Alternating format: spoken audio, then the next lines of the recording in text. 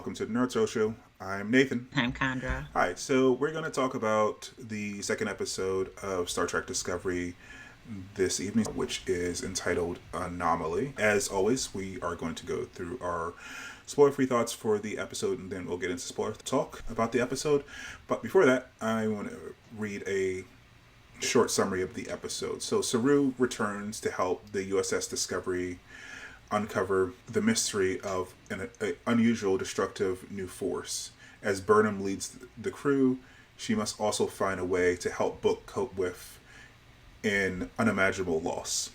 So, Chandra, what did you think of this episode this week? Oh gosh. I think some of the predictions we had last week about the impact this anomaly would have on the Federation and its relationships with non-federated or planets in general, we see those come to fruition, and just the complexity that something like this, an unknown like this, the issues that it brings up. So that was, it was interesting to see, and just dealing with the trauma of losing an entire planet full of life.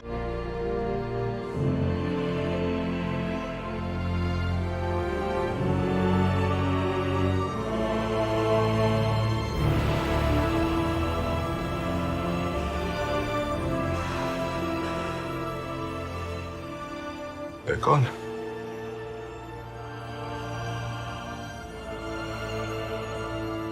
They're all gone. And this episode, more so than the first, was also a tearjerker. I found myself tearing up throughout. It was very emotional. And sorry about that if you can hear my dogs. No worries. But yeah, you're starting to see the response to this anomaly, and plans start to form. And I'm trying to figure things out. So it was very emotional, a bit of a roller coaster, and you don't really get much of a resolution.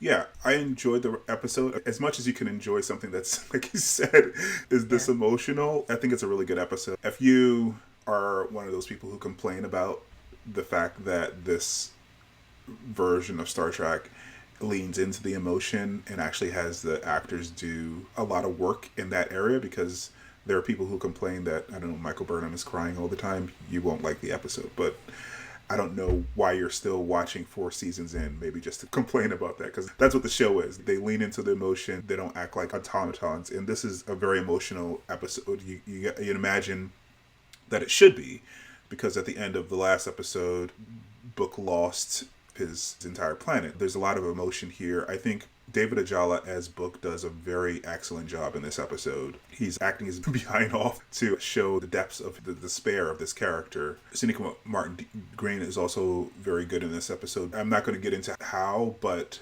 Anthony Rapp as Stamets is also very good in this episode. How he plays a role in this episode is a bit too spoilery, but he does a...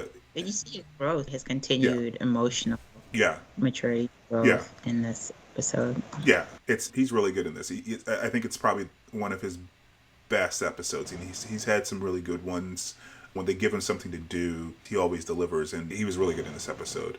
As the summary says, we're examining the anomaly that gave us that really terrible cliffhanger at the end of the last episode. So that's what most of the episode is focused on, and you definitely should go see it if you like Discovery. I think to talk about this more, we have to jump into spoilers. So I am going to say right now, if you haven't seen it, go see it and then rejoin the conversation. So spoiler alert. All right, so I actually have screenshots set up. So we start off the episode with Burnham trying to console Book. He's basically dead-eyed, as you might imagine, right? The beginning of this episode actually starts with him obsessing over the images that his ship recorded, the fallen birds, and he's zooming back and forth, and then Burnham comes in to try to console him, and he's just completely out of it, as you might expect. He doesn't really move. Yeah, he's numb, right?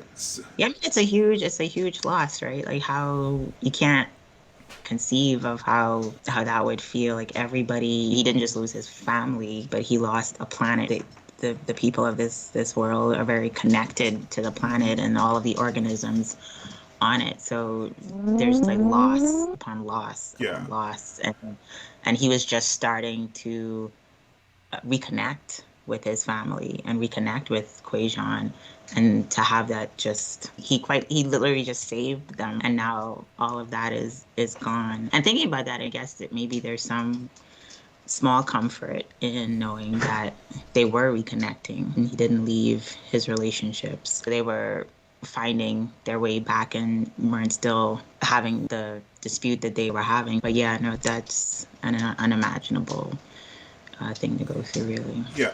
I imagine that there's some small comfort in the fact that he was reconnecting, but also that actually adds to his anguish as well. He lost his familial connections, but like as you said, his entire planet. So like the entire history of his planet, all the cultures, and we saw one culture, but in Star Trek, the planets tend to be monocultural. Until recently, they started to show different aspects of cultures on the same planet. Within Star Trek Picard, we started to see that they're Northern Romulans, Southern Romulans, and they're Malats. So there are different cultural things there. So in actual reality, there would be multiple cultures on his planet, multiple histories, all lost. But yeah, it's a loss that's difficult to conceive in the human mind. So I guess the way that he's playing it, David Ajala, like just numb like this, it makes sense. There's the personal things that he's connected to, but yeah, there's difficult to calculate the loss here. So we get after this scene a reunion with Saru. So he comes back to the Discovery to help out with the Anomaly, and instead of taking on the command of a ship, he decides to become the first officer here.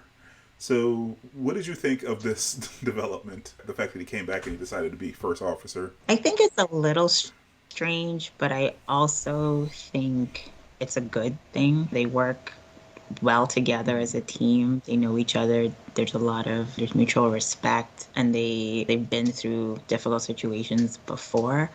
I wonder though, I guess for Saru in terms of a future with the Federation, if maybe this would look a little like he's not ready. I guess it did strike me as odd, but I see it because it's a really big thing, and they don't know yet what it is and what they're looking at, what they're fighting. So I think in that sense, for now, it makes sense to bring the team back together, and then maybe when they can formulate a strategy, if they're still willing to have him captain a ship, do that. But I think it makes perfect sense to bring him back. I think it makes sense in the structure of the show because they want this character to be on the ship. It sort of makes sense. Like, in the history of Star Trek, they've had two captains on the ship before. So once they started to get into the movies, Spock was promoted to captain.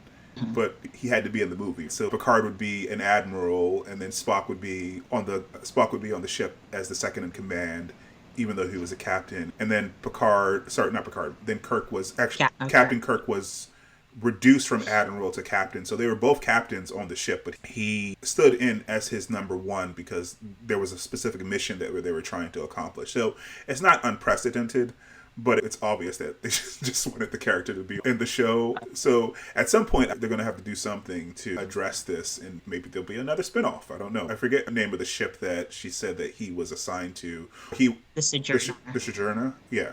Maybe there'll be a Star Trek Sojourner. I don't know. But I don't think that they can go into season 5 with him still being on the ship and him being a captain. Yeah. That raises the question, who do you think will be the first officer after he leaves? Who do you think will take over? Tilly is not a ensign anymore, but they can't do that again. No. So they have to, this year, spend some time developing everyone else. And I think that we saw a little bit of that during this episode. So Reese, we saw in the first episode in the captain's chair. So he's obviously the next in command because she was off the ship and he took the command of the ship. But we've seen the least out of Reese. We saw a little bit more from Bryce this week. We mostly have gotten some development with Owo and Detmer. So I don't know, but it has to be, I guess, one of them. We've had the least with Nielsen because the actress who plays Nielsen was Ariam for season 1, and they swapped her out for someone before they killed off Ariam.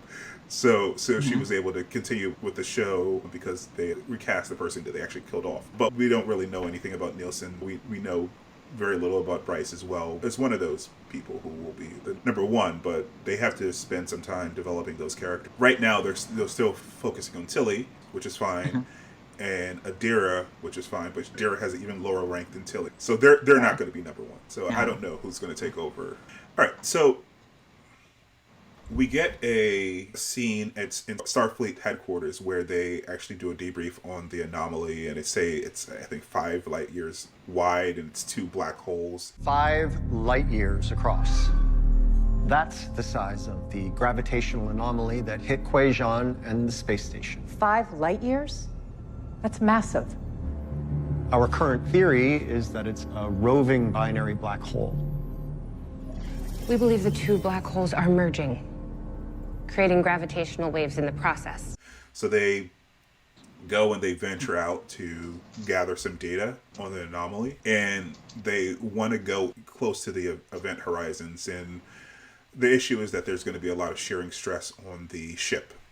So the suggestion is that they send in Bookship, which can adapt to the stress. Of course, they don't want to send Book because, as we were saying at the top, he's dealing with an unimaginable loss. But Book definitely wants to go because he wants to figure out what happened to his planet. And he's rather insistent about it. And Michael doesn't know what to do in this situation because she wants to support him, but she also doesn't want to put the crew at risk. So we jump to the sickbay where Gray with Adira is checking out the new body. This is also a cut from Picard. Gray is going to get an android body, and they're using some of the same technology from 800 years ago. But it doesn't have been perfected or advanced because the doctor makes the comment that it was too unreliable. Nobody could really get it to work consistently and not done. And yet, I'm guessing this is still the best option to put Gray back in a body. I think there's probably other options, but this is probably the best option to actually have a body as opposed to making Gray a hologram, which is another option.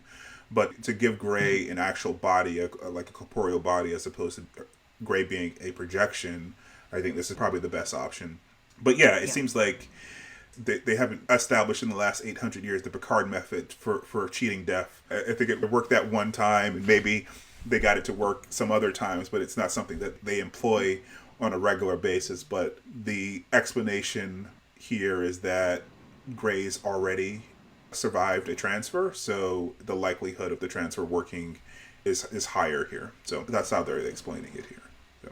Which I don't particularly get. I guess we don't even understand how Adira is still able to communicate directly with Gray. So, what the mechanism for this transfer is. I don't think it would be the same as transferring that consciousness into an android. You got to assume that a bunch of this is just suspension of disbelief. But the mechanism by which the symbiotes have evolve the ability to hold on to the memories of previous hosts probably developed over the course of millions of years, and it's not the binary way that data is transferred in a computer or an android. So now they said that he has a neural net, and I don't know that he's actually running on ones and zeros, so it might be closer to the way that our nervous system works, the way that his data is stored. Maybe it's closer to organic. But they mentioned, because I think Gray says he hopes he can be a host. I can't believe I get to start my life again. I could become a host again, finish my training to be a guardian. I could... Anything. I mean, you can do anything. Yeah, that was a bit of a jump. Maybe they haven't improved the transfer process, but they've improved the android. Because that... Right, that's what made me think, maybe it's more like a real body, even if it's one that they build or grow, that having a host would even be an option. Yeah, so they would have had to advance the android process considerably, which is possible. Even back in Picard's time, we had androids who were better androids or better facsimiles of humans than Data was. So it's possible a lot of the internal systems are much more advanced, and maybe they can host biological forms inside of them, like the symbiote. Maybe that's something that they've cracked in the last 800 years. It's just the transfer in consciousness that was different. So I imagine that there's a fair amount of citizens of the Federation who are androids, and they have bodies that are very similar to humans. It's just that they're androids. So that's the only way that you could explain that. Yes. Extremely long-lived Yeah, unless they're designed in another way. You know what? Maybe after Data, like immortality was a curse for him. He definitely wanted to die. So maybe are there androids that even if they have longer lives, there's an eventual death. So they might have a lifespan of, say, a Vulcan or something like that, but they eventually are going to die. Yeah. All right. So we jump back to the issue at hand, and we get a sit down between Burnham and Saru talking about how to resolve the issue of gathering the data, because Book is probably the most familiar with the ship, but he is also emotionally compromised for obvious reasons. So he advises a failsafe or someone in addition to Book on the ship. So we were talking before, you said you don't really buy that Detmer couldn't handle it. You think it's just added this basically for the drama of it all. I mean, I think she could have done it. She's a very capable pilot. She's piloted his ship before. And yeah, but I guess maybe they needed this moment to show him still, obviously, right? He's still going to be affected. And wanting to be the person who helps figure it out, right? I can see like having that desire and that need to figure out what happened to your family. And I think he also felt in I think his conversation with Burnham that he could have saved them, even though obviously like nobody could have saved them, right? There's that irrational desire to think you could have saved the day. But and I think it also provides a moment between him and Stamets. And I don't think you really see them, they don't interact much before this. And so it gives them that opportunity. But I mean, you know, she probably could have.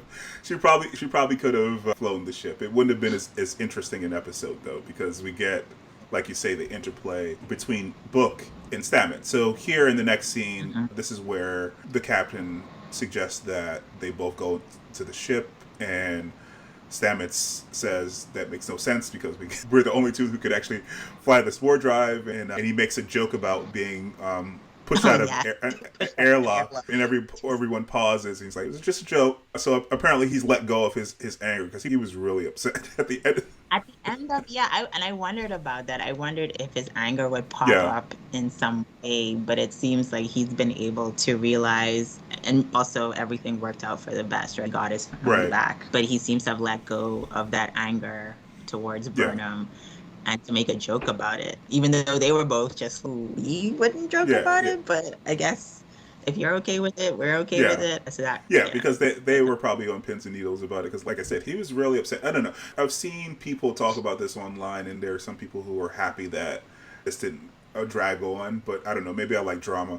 I would have liked to see a couple episodes where he's being a little bit of a dick about it, and then they get through it, but I don't know. But I think also he is somebody who thrives on being the smartest person in the room and being able to figure something out.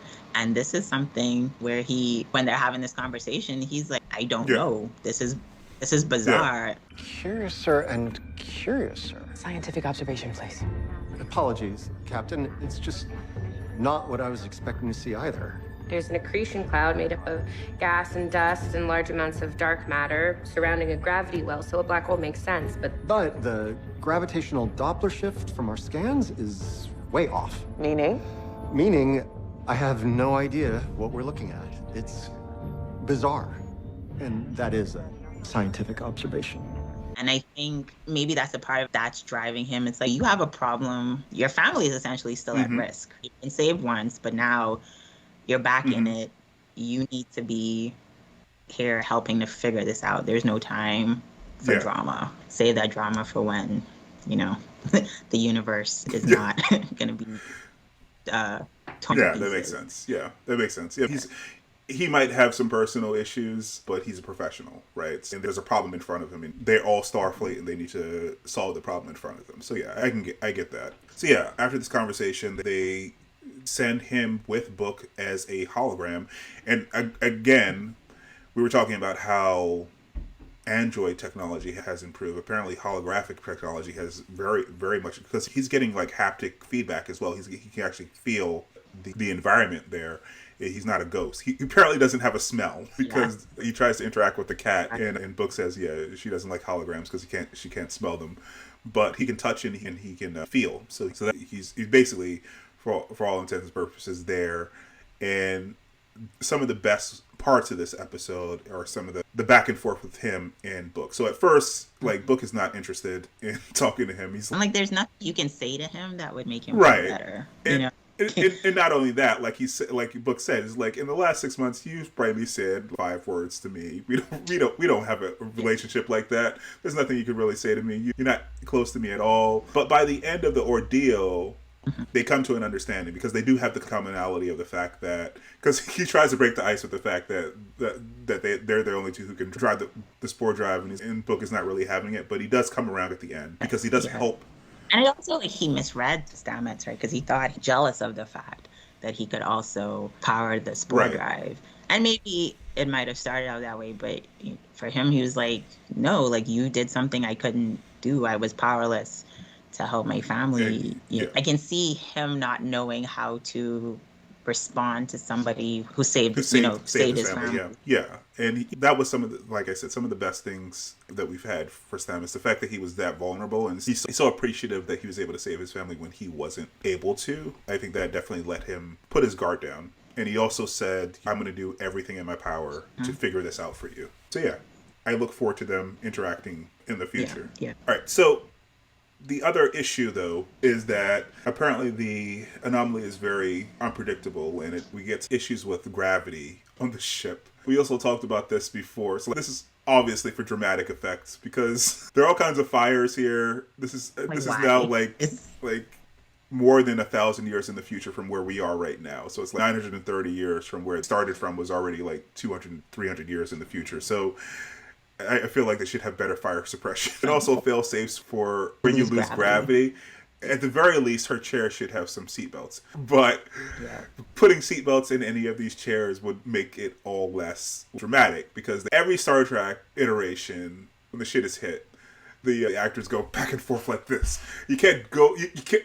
We at least get seatbelts for like Detmer and O. I feel like if nobody else is strapped in, those two, because they're not moving about, right? Can we get at least a mechanism that... Yeah, that would have made sense. So in Star Trek Nemesis, there were seatbelts in that movie, and they cut that scene out. So it's still not canon that there are seatbelts in any of these ships, even though we have seatbelt technology. Just a little lap belt to something to you, so your pilot isn't just far away. Yeah, I feel like I would be okay with that. Yeah, because there was an actual specific point where I'm asked for an update, and his elbow's up in the air. She's like, I can't get to it. Status report! I can't reach my station. If they were strapped in, it was a little ridiculous, but it was a cool visual scene because they were all... It was definitely cool to see them like suspended. And they can drop to the ground and getting very interesting. So almost everyone has like a cut or scrape. So we see the doctor going around repairing their abrasions and stuff because he's on the bridge, because he's monitoring the emotional situation with Book as an advisor to the captain there. Yes. Yeah. So that was interesting to see him like running around healing people, like trying to stitch them back up. And also he goes into I don't know what this room is off the deck. It's not the ready room, but they do science in there. They've used it before. So Adira and Tilly go in there, and he goes in there as well. And Adira cracked a rib, and they analyze some data, and I think they get a bit defensive about their work being checked. But Tilly's, everyone's good here. Everyone checks everyone's work. Yeah. Well, did you include all this gravimetric data from the station in your calculations? Of course, I've done this before. You don't have to check my work. Hey, you don't get to do that, okay? We've all done this before. We still double and triple check our work. And that's important, right? Because I think even just having that conversation, you realize like there was something that she didn't like compensate for or account for, but by Tilly being like, did you check this? Did you check that? They go and make the adjustment and come back with, okay, we made this adjustment to the algorithm. So there's, I think, Adira, just learning and becoming more comfortable and understanding that people question you, but it's not. They're not challenging you. Yeah. Right. It's not a challenge. Right. It's more of a conversation. And are we on the right page, or is there information that you weren't aware that you should have had, right, or something like that? And that was an interesting scene. So I think that in that scene, Adira is still learning, and they need to get over their insecurities, but also as we see at the end of the episode when Tilly has a conversation with Culber, she also snapped in a way that she wouldn't have done. That was uncharacteristic for her. She says that you have a very light touch. And he says, yeah, you usually do too. So what's going on? And apparently she still has some emotional issues that she's dealing with, maybe from Osira, because Burnham mentions Osira at the beginning of the last episode. And maybe that's what's going on with her. Like, she has some self-doubt because Osiris said you aren't much of a commander or whatever. So I guess we'll see what unfolds over the season, and I'm glad what they're doing is actually giving Culber more of that role of the counselor. We talked about this when we did the season review, and I'm glad that they actually are leaning into that. I'm looking forward to those scenes because he does that very well. That's a really good function for him, and the actor Wilson Cruz performs that role in a very clearly empathetic way. It really comes across that he would be very good in that role. He's one of my favorite characters on this show for many reasons. One of the reasons is that they give him the best uniforms. All his uniforms are always white, so his uniforms are always the best. It doesn't matter what era. And I think we've had a conversation before about the practicality of the uniforms and their footwear in particular. Yeah. But I just love that this look and that when it's the same, it's unisex. They're not trying to do anything crazy. There are no weird skirts or anything like that. But it's just a gorgeous uniform. Everybody looks great. But this white uniform is just fire. I'm not one of those people who buy Star Trek, because there are people who have like uniforms from almost every era, but if I buy a uniform, I'm going to buy the white doctor's uniform because it looks... And I like the split length and the jacket. Like it, you know, gives it... It's very cool. Yeah. And their boots are just... Yeah. Yeah. And can we also we'll talk a second for Tilly's hair. And I think I said this before, but I feel like I don't know how much of it is deliberate or how much of it is not, but at the start of this episode, she has like her curls are very structured in style, and you see them start quite realistically. Right. I think like frizz out as things like you've lost gravity. Right. Things are exploding. Like it's not your hair responds to that. So, and I think we talked before, when she first started the show, she had this tight bun, and you've sort of seen her grow into this look where she has a ponytail. And I think in this shot, it starts to relax. But it's just interesting to see the way they style the characters, and Tilly's style is one that I love. And to see it change throughout the seasons and also change within the episode, I feel like there's also like a story going on. Yeah. They're like start off like cool, put together, and then as things get more dangerous, you know.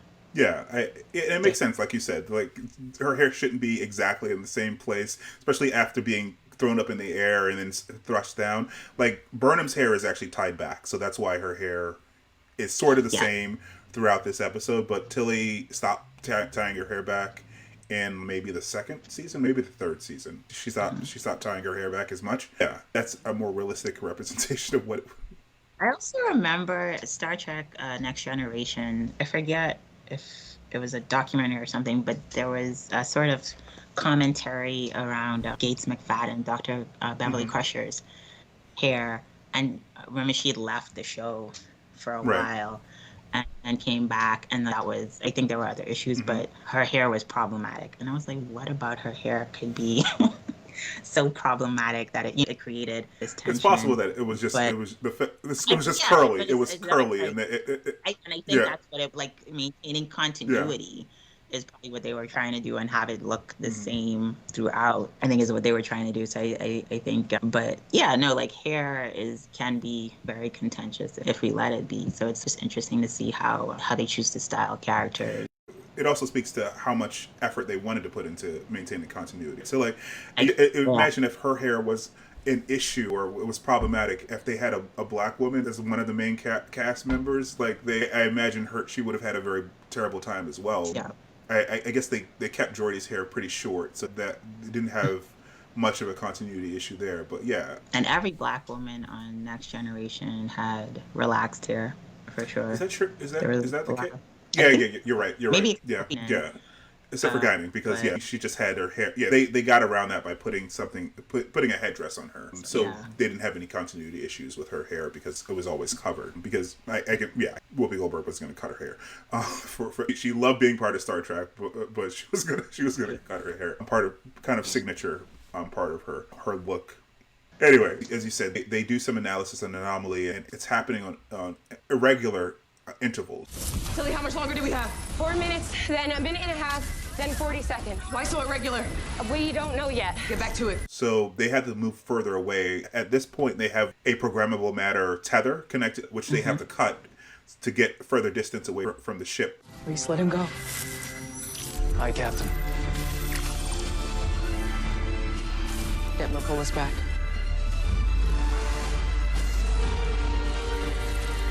Aye, Captain.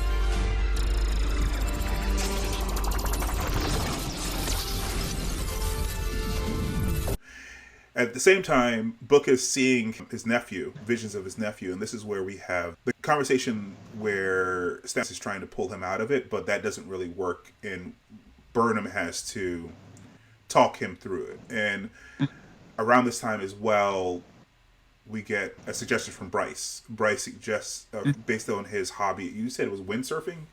Is it kitesurfing? Because when they cut the tether and they leave Book and Hollow Stamets there, they need to figure out a way to get them out. And they've also lost navigation, so they can't navigate themselves out. They're all talking like technobabble, basically. Very technobabble, and he's basically, what he says is they can ride away like kite surfing, which is what he does. And they just needed to figure out how to time it and time the wave and getting Book to out of there to get on the wave at the right. And he wouldn't be able to see it or feel it. So Adira and Tilly create a model based upon his suggestion. And then Captain Burnham asks them to make it into programmable matter so she can feel it and she can tell him when to initiate. So he misses the first one because he's unsure of himself. And I think this is the point where it's almost like he wants to die, but they can't send the data back. And I don't know whether or not Stamets was truthful about that or not, but they have to get out. Yeah. I hadn't considered that Stamets might have sensed that he was willing to let go. Pretty willing to let go. And because I was saying earlier, maybe they just they didn't have the bandwidth to transmit the data back. But it could also be that he realized that he's not going to. Yeah, it's very possible. If Stamets wasn't there, it was a combination of things. Him being there didn't snap him out of it. Burnham also had to talk to him, but I think all those things helped him push through, because if he was in the middle of the thing and he didn't have navigation and he didn't think he could get out and the data was already back on Discovery, I think he would have given up. And I don't know whether or not, if it was actually true that he couldn't send the data, because the hologram was still active. And as you said, the hologram data might have been a lot less data than the data he was collecting. So maybe that hologram was still active because it was glitching, but it's very possible that he was just lying because he saw that he was going to give up. And I imagine Book feels some guilt, right? Survivor's guilt. Yeah, he definitely feels survivor's guilt. Because he could have very well died with Quajon. He was knocked off, or I guess it took him away from the planet. So I can imagine there's also that, why him? Why is he only... Because they do say the Federation is looking for anybody who might have been off planet at the time. How do you think his story resolves at the end of this season? So if they find other people, I can see them writing him in a way that he feels compelled to try to maintain his culture, like a little colony of people from Quajon. He feels compelled to be with his people instead of being on the ship. So what do you think for this season? I would agree with that. And I think if they do find more of his people, that might be what they also want to do. And they can't be that many. Although it did seem like there were quite a few of them in service to the Emerald Chain. So maybe there are a few of them out there. But finding some place to reset and reconnect would probably be the most logical. Yeah, you imagine that the Romulans lost a lot of people when their planet was destroyed as well, but they actually had a concerted evacuation plan, so they were able to maintain some of their culture. But yeah, they're going to be holding on to threads even if they find a few dozen people who were off planet. I also wonder if there's any capacity. So was it season 3? I forget which episode where oh gosh, I'm drawing a blank. The seed bank. Yeah. That station maintains, and I guess I just wonder what sort of capacity, because we know terraforming is a thing, right? They can do that, and if there's the chance to rebuild a world, reseed it with, but you'd obviously, need to have stored genetic material or codes to be able to do that sort of thing. Like in terms of like rebuilding a world, if that is even an option. It's unclear whether or not the seed bank, whether or not it would have had information from Quajon. He might have information from Quajon since he was very connected to the. Join the Federation. Yeah. So it's possible. In case your planet gets. Beds, right? So maybe they can rebuild some of the natural things that is very important to their culture. I don't really see him joining Starfleet, though. Okay. I think before, right, when he had a home and a culture, I think there could have been a place for him and other people from Quajon in the Federation, but now there's... It would have been sticky, though. He would have been if he joined Starfleet. He wouldn't necessarily have been assigned to the Discovery crew. Like it wouldn't have been up to Burnham to assign him. So right now, but other couples have made it work before. Geordi LaForge his mother was a captain and his dad was a science officer. I think on different ships. On different ships, though, like.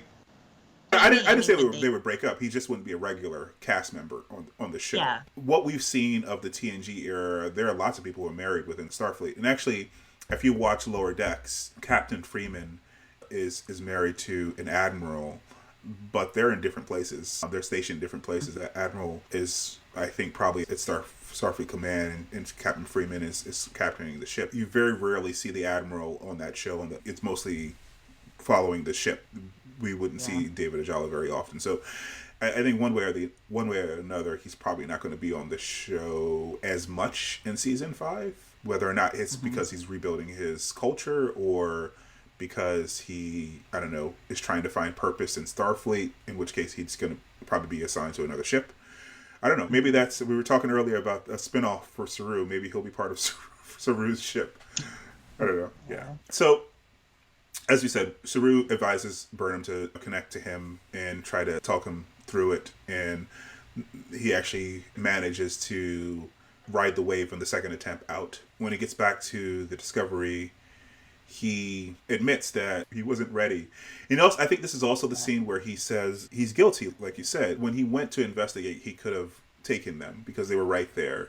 And that's what's weighing on him the most. He keeps seeing the little boy. He had just started to reconnect with his culture. He didn't really have a whole lot of hope for reconnecting with his culture. And the hope just was reignited by these connections. And it's all lost now. For so many years, I told myself I didn't need family. Didn't need Quajon. And when I looked at Lita, I saw a new beginning for all of us. I'm sorry. They've gone, Michael. So, yeah, he's definitely going to be dealing with this for some time throughout the season. And I appreciate that they are more realistic about that in this show. Again, I feel like people complain about this, but they are pining for something that was written in the 90s for syndication, where there was basically a reset at the end of the beginning of every episode, unless there was a 2-part episode, so that if someone watched an episode out of sequence, they wouldn't be lost. But this is being distributed in a completely different way, so they can have very long arcs and they can treat things in a more realistic way. Because I think we talked about this during our season 3 talk a little bit, but there was a lot of traumatic things that happened to Voyager, to Enterprise, and they don't talk about that stuff at all. Like, these people would definitely be dealing with trauma, and it's more realistic that the things linger with them. So I really appreciated them having the PTSD thing last season with Detmer, and this season I think they're going to have at least book deal with grief through the entire season until they deal with whatever issues, maybe anxiety, maybe confidence issues that she's having in the season as well. So yeah, I appreciate that, and I look forward to that, because that's a more realistic representation of how humans work. Even heroes, even people who do heroic things, they have feelings and emotions. They don't turn them off. They're not androids. They don't have the on and off switch like Data did in the TNG era. That's pretty much the end of the episode. I don't. Am I missing anything? Then there's just the realization. Oh yeah. This conversation. I mean, they knew that the anomaly was large. I think they say 5 light years. They gather the data until he pulls up this hologram showing the direction that the anomaly was moving in before they got there, and then after they get there and they realized it shifted, and that the data that they collected might be useless. Right, that they can't use it to predict where the anomaly is going to go. Yeah. So this is the anomaly when we arrived. And this is it after we left. It changed direction? I think there is nothing in my understanding of astrophysics that can explain it. It could go anywhere, at any time, and we may not have any kind of warning at all. Which is interesting. It did make me wonder if that's what natural. I thought too. Yeah, that it's not a natural occurrence. Like it's someone is some intelligence is controlling it. If they gather that much data and they can't extrapolate out using their knowledge of physics to extrapolate what's going to happen, then it makes me think that there's some sort of intelligence behind this, which I guess we will see.